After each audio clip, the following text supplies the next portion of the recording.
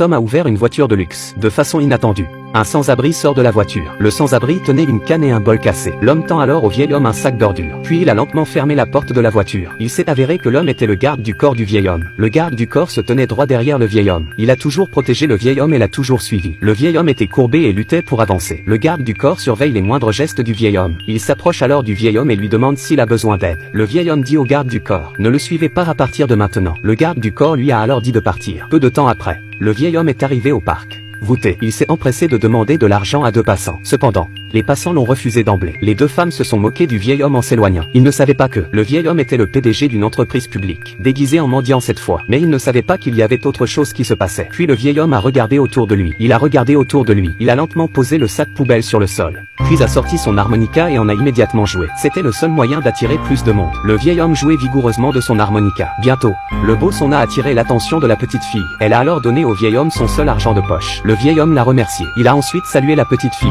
Le vieil homme a ensuite continué sa performance. Cependant, il n'a attiré personne. Le vieil homme n'avait pas d'autre choix que de mendier dans un autre endroit. Devant un restaurant, une femme tenait une pièce de monnaie dans sa main. Le vieil homme est immédiatement allé voir la femme et lui a demandé de l'argent. La femme a regardé le vieil homme d'un air dégoûté. Le vieil homme a supplié la femme de lui donner de l'argent. Il a ensuite tapé sur l'épaule de la femme. Mais la femme le repousse, avec un regard dégoûté sur son visage. Elle lui dit de partir. À ce moment-là, la monnaie de la femme est tombée sur le sol. Le vieil homme se penche et ramasse la monnaie sur le sol. Il a ensuite tapé sur l'épaule de la femme. La femme se retourne et lui crie. Le vieil homme dit à la femme qu'elle a laissé tomber son argent. La femme a pris l'argent de la main du vieil homme. Le vieil homme a été aspergé de désinfectant et on lui a demandé de partir. À ce moment, le vieil homme remarque l'homme à côté de lui. Il s'est ensuite dirigé lentement vers l'homme. Il a supplié l'homme avec son bol. Cependant, l'homme a refusé d'un geste de la main. Il a également dit au vieil homme de partir et de ne pas déranger son repas. Le vieil homme a refusé avec un regard dégoûté sur son visage. Le vieil homme s'est ensuite dirigé vers un autre homme. Le vieil homme a supplié l'homme de lui donner de l'argent. L'homme a pris une profonde inspiration et a expliqué. Il était sorti aujourd'hui. Il n'avait pas beaucoup d'argent sur lui. Il a ensuite invité le vieil homme à manger avec lui. Le vieil homme l'a regardé avec une expression perplexe. Alors l'homme se leva immédiatement. Il a soigneusement aidé le vieil homme à s'asseoir. Le vieil homme lui a demandé avec incrédulité. L'homme lui a dit de s'asseoir. Il a ensuite demandé au serveur une autre commande de riz frit. Le vieil homme l'a remercié en s'asseyant. Mais l'homme a dit qu'il n'avait pas beaucoup d'argent sur lui. Il ne pouvait lui offrir qu'un riz frit. Peu de temps après, le serveur a apporté un autre riz frit. Le vieil homme l'a remercié. Puis il a commencé à goûter la nourriture délicieuse. L'homme a souri au vieil homme. Bien que ce ne soit pas un grand repas, le vieil homme était très heureux de manger. Peu après,